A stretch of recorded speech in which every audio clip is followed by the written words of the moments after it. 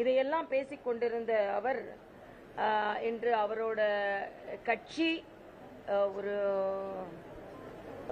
இத மாதிரி ஒரு முடிவை எடுத்திருப்பது உண்மையிலே வருத்தத்திற்குரியது. ஆனா ஒன்றே ஒன்று, இதுல அவர்கள் தொண்டர்களின் விருப்பம்னு சொல்றாங்க. எனக்கு அது தொண்டர்கள் அப்படி விரும்பினாங்களான்னு எனக்கு தெரியாது.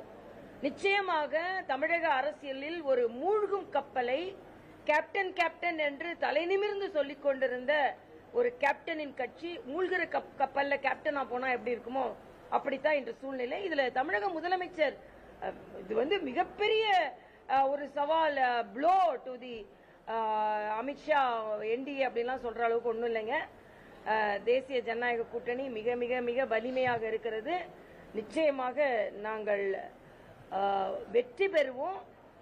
அதனால பிரேமலதா அவர்களுக்கு எனது அனுதாபம்.